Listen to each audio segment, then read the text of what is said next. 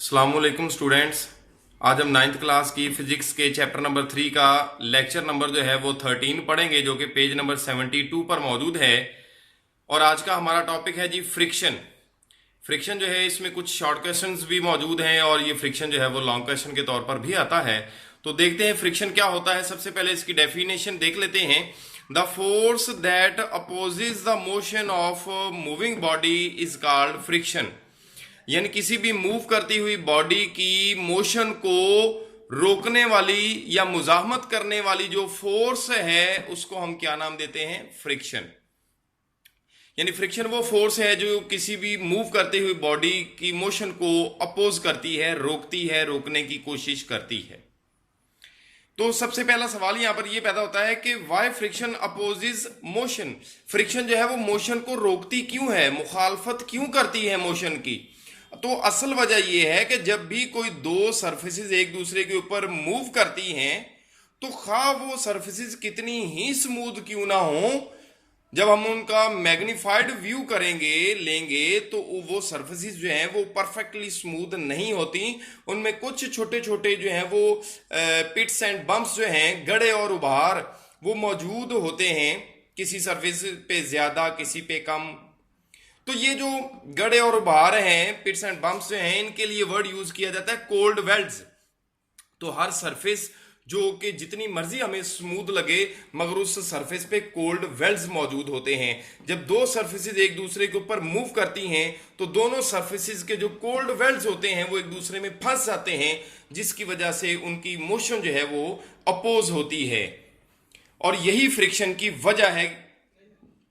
और उसके बाद फ्रिक्शन जो है बेटा, जब कोई एक रेस्ट में पड़ा हुआ बॉडी जो है उसको जब हम मूव करने की कोशिश करते हैं तो उस वक्त जितनी उस बॉडी को मूव करवाने के लिए फोर्स अप्लाई की जाती है उसके इक्वल होती है फ्रिक्शन। जैसे जैसे अप्लाइड फोर्स बढ़ती जाएगी फ्रिक्शन की मिकदार वैल्यू बढ़ती जाएगी, मगर फ्रिक्शन की वैल्यू जो है वो एक खास लिमिट तक बढ़ती है। उससे ज्यादा फ्रिक्शन की वैल्यू दो से सरफेसेस के दरमियान नहीं बढ़ सकती। तो किसी भी दो सरफेसेस के दरमियान फ्रिक्शन की जो ज्यादा से ज्यादा वैल्यू होती है, मिकदार होती है, उसको हम नाम देते हैं फोर्स ऑफ लिमिटिंग फ्रिक्शन का।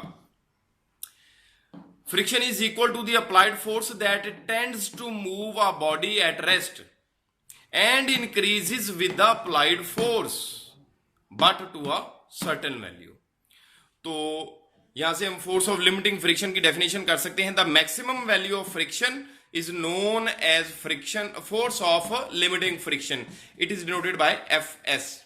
अब जब दो सरफेसेस, जब एक बॉडी दूसरी बॉडी के ऊपर मूव करेगी तो एक फॉर एग्जांपल एक रोड पर कार जो है वो मूव कर रही है या कार स्टिल है, खड़ी है। कार का वेट जो है वो अर्थ पे एक्शन करेगा और अर्थ जो है वो अपवर्ड डायरेक्शन में रिएक्शन लगाएगी कार पर। जितना कार का वेट होगा उतनी ही अर्थ जो है वो रिएक्शन की फोर्स लगाएगी। तो किसी भी मतलब दो सरफेसेस के दरमियान जितनी फोर्स ऑफ लिमिटिंग फ्रिक्शन होती है इसकी और नॉर्मल रिएक्शन जितना होता है दोनों सरफेसेस के दरमियान, इन दोनों की जो रेशियो होती है वो हमेशा कांस्टेंट होती है और उस कांस्टेंट को हम नाम देते हैं कोएफिशिएंट ऑफ फ्रिक्शन का। The ratio between the force of limiting friction and the normal reaction is constant.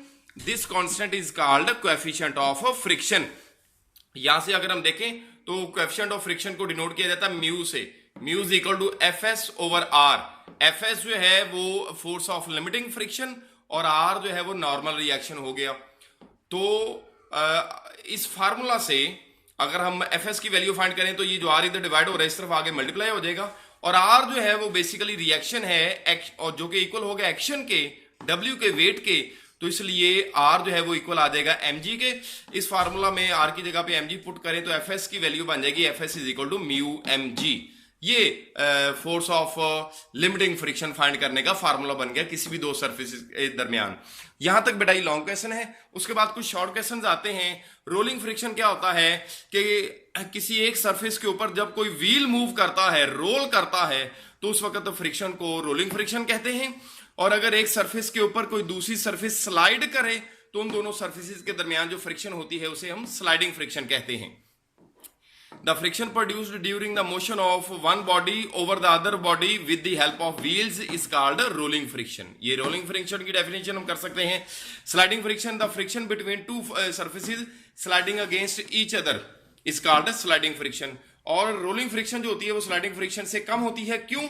क्योंकि the wheel rolls without rupturing. Rupturing का मतलब होता है तसलसल टूटना। द कोल्ड वेल्स, पहिया जो है वो कोल्ड वेल के तसलसल टूटे बगैर मूव करता है। That is why rolling friction is much lesser than sliding friction. ये इस क्वेश्चन का आंसर हो सकता है। अल्लाह हाफिज।